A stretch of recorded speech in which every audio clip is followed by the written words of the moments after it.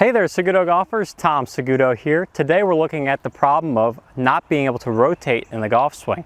And there's one big reason why most golfers have trouble rotating. It is your knee flex. If we can get the knee flex to change, you're going to see a much bigger body turn, so hip turn and shoulder turn, which translates to tons of power out there and a whole lot less effort. Let's look at knee flex. So knee flex is what you see here at address. My right knee, my trail knee is flexed. At the top of the backswing, I should see a change of knee flex if I want to get a bigger turn. The problem is most golfers have been taught to keep this knee flexed throughout the entire backswing. Now when this knee stays flexed, your body is restricted in how much you can turn. So then you end up getting into the problem of thinking you've got to go to the gym, you've got to practice certain stretching exercises just to be able to figure out how to work against your body. You're really just fighting your body here the more you keep this knee flexed. Now, a lot of people will say it's creating power for you because you're feeling resistance. But power in the golf swing is not created by resisting, it's created by allowing. When we allow the body to turn, I can store more power in the hips and I can store more power in the shoulders. And the breakthrough piece for me when I first learned this concept, because I used to keep my leg flexed for a while, the breakthrough piece was this. Everybody was trying to get a 45-degree hip turn and a 90-degree shoulder turn, but while at the same time keeping this knee flexed. And that's just an oxymoron because you really can't do it unless you have really good flexibility or you're young, like I'm young enough to do this. But for the average golfer, it's not going to happen because you're resisting your body. So when I straightened my leg instead of keeping it flexed, there's rotation right off the bat. So in the top of the backswing, I had a straighter right leg. Look at my shoulders have already turned halfway now, 45. So the amount of shoulder turn I need to get to the top of my backswing is not 90. I only need to do 45 degrees. Now, most golfers can do 45 degrees of shoulder turn. That's awesome because you don't have to be limited here. You can get the same amount of shoulder turn that a tour pro gets just by straightening the trail leg. My backswing keeping the leg flexed, my backswing allowing the leg to straighten.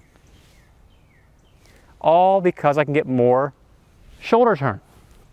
The power difference between the two is big because you've created that much more of a backswing while keeping the lead arm straight, which is good for contact. So it's not like we're just creating power and losing accuracy. No, we're preserving accuracy. If I keep the lead arm straight and I turn, it's going to allow the club to enter the ground the same spot every time. Another benefit to keeping this leg straightening is that it takes the stress off of the lower back and the knees. Your body's designed to work this way. So we don't fight our body in the golf swing. So I'm going to hit a shot here, focusing on straightening my trail leg. You'll see a change in knee flex. That's why my swing feels so effortless. That's why I'll say to you, it feels like air, because I don't fight my body. I don't work off of a resistance model.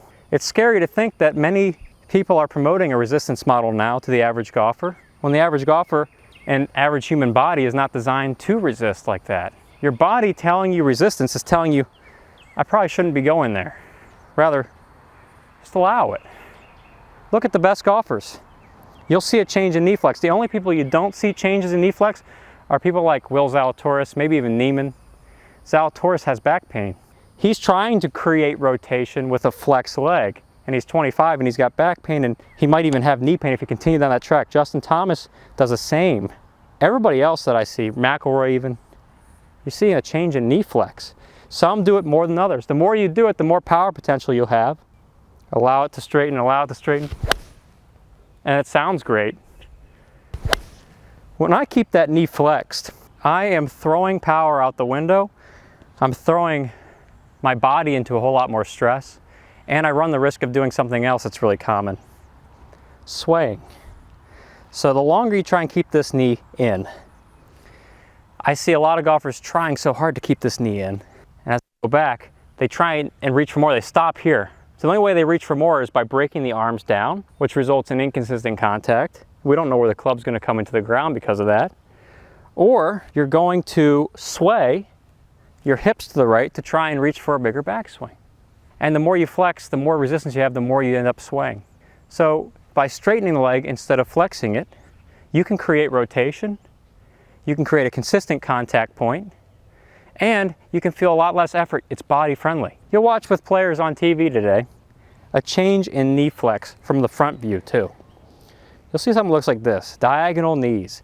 The trail knee gets higher than the lead knee. So the trail knee is straightening, lead knee is going down. And it's essential if you want to stay centered in the golf swing for good contact. So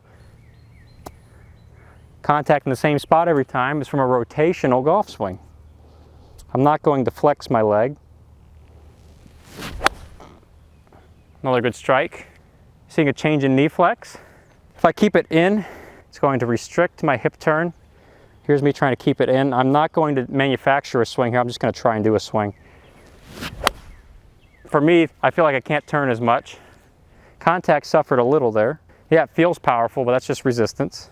The most effortless swing possible, the most hip turn. I can really feel when I load up those hips, I can create a lot more rotation. Loading up the hips meaning the more I straighten the leg. Let's try that again.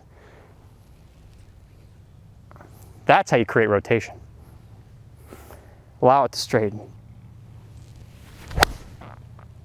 Wow, a lot more swing speed on that one. Whoosh. It's like the sound gets better the more you straighten it. You see that's like such a full-bodied sound. I can create rotation automatically. Wow, it just keeps going. So why can't you create rotation? You can't create rotation because you've been focusing on flexing your leg too long. Eliminate the problem of flexing your leg, start straightening the leg, and you'll see results just like this, shot after shot. And if you're looking for a way to play the best golf of your life right now, hit shots like that time and time again, check out my website, SagutoGolf. It's a complete golf swing training program designed to help you play the best golf of your life right now. Thanks for tuning in today, and I'll see you in a future episode.